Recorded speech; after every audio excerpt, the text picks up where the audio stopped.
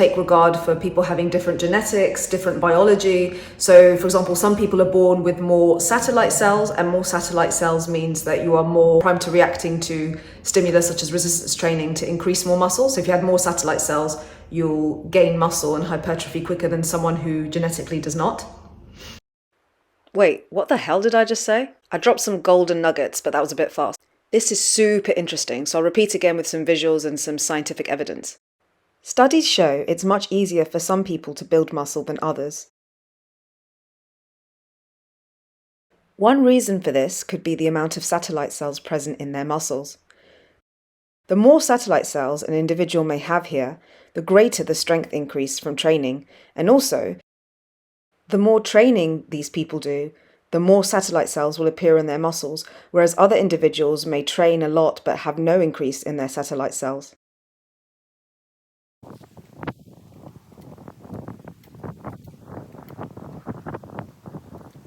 I don't have any personal data with regards to the amount of satellite cells that I would have in my muscles or how many I gain with all the resistance training I do. It's fascinating to read all the papers on this subject.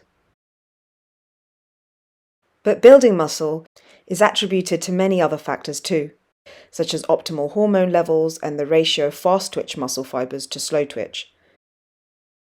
There are also people who may have a myostatin deficiency, which is an advantage as myostatin inhibits muscle growth, and therefore having this deficiency allows muscle growth and hypertrophy to occur much faster. This is commonly associated with bodybuilders, and again, people who can put on muscle quicker.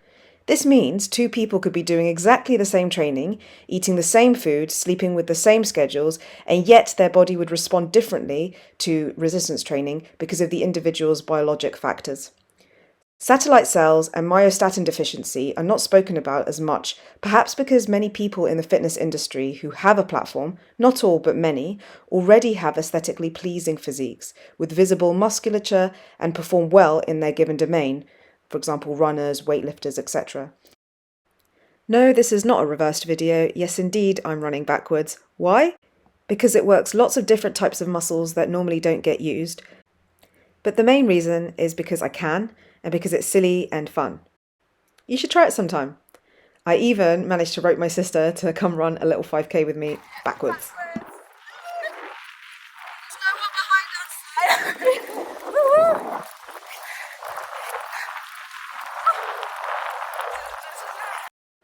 Okay, back to the serious stuff. The fact that all our bodies are different and certain people may have a genetic advantage may take away from the narrative that they like to give out, that work hard and you can achieve X. In this case, when in reality it's genetics plus hard work that can equal a good physique and good strength gains. This is not as attractive to hear, but definitely important and needs to be said.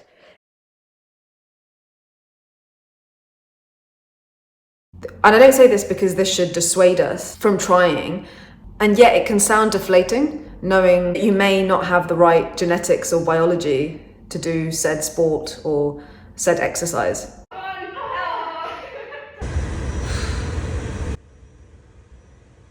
Understanding this should not make us not want to train at all, but instead encourage us to look at what we can change and what we can control to help our health, such as eating a well-balanced diet, adding resistance training and cardio to our lives, and getting adequate sleep.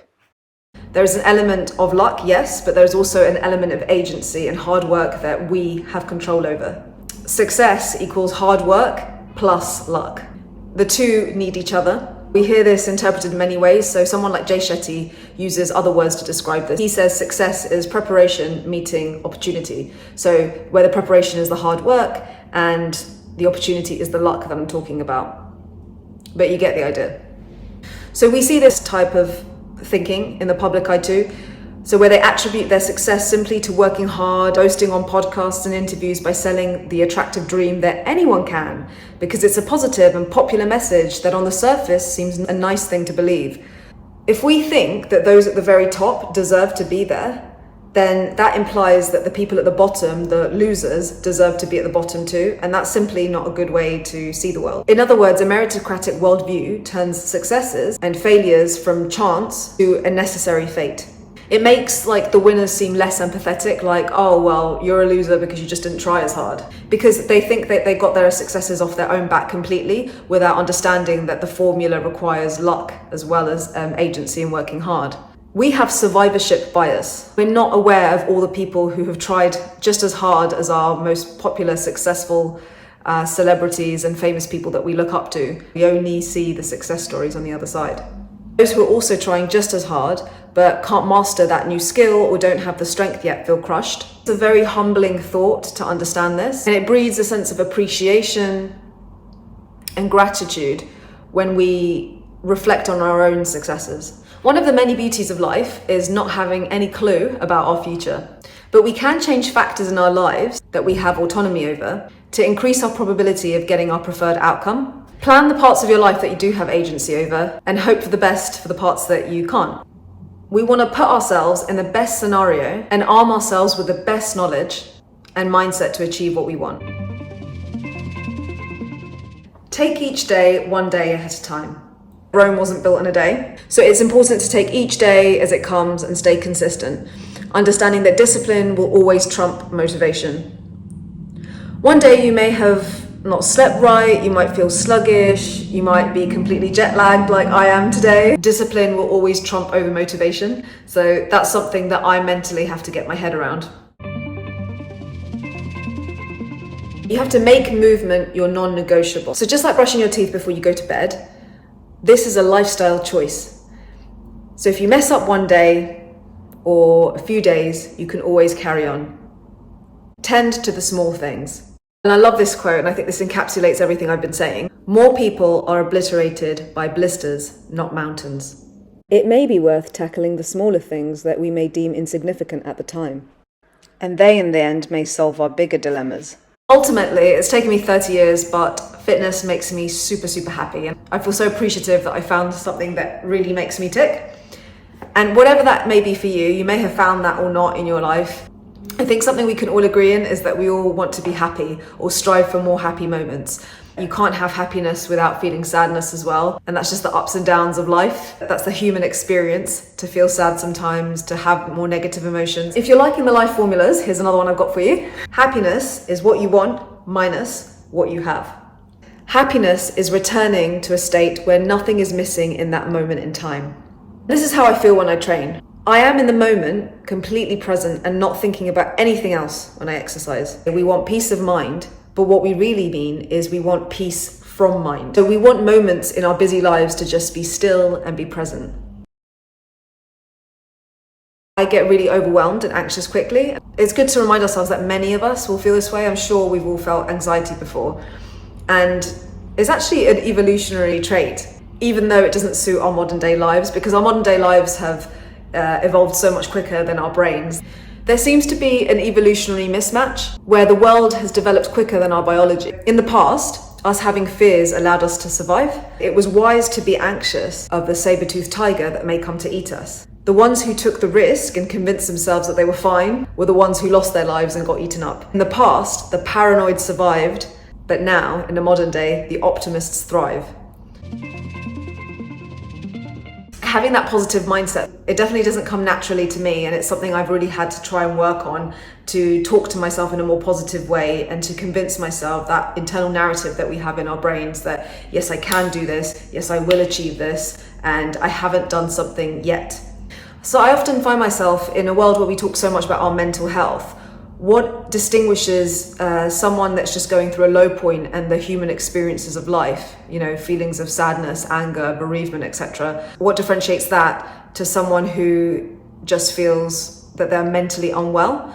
I really love the modern day philosopher Alain de Botton. He has a YouTube channel called School of Life, and he's written many great books. He says a healthy mind is being able to bracket the ability to sequence thoughts in order of their validity to you at a particular moment. He uses language so beautifully to describe the human condition and to describe the nuances between these type of questions that we may ask ourselves. So you don't get a thought which, while true, has no place at that particular moment in time. So I'll give you an example.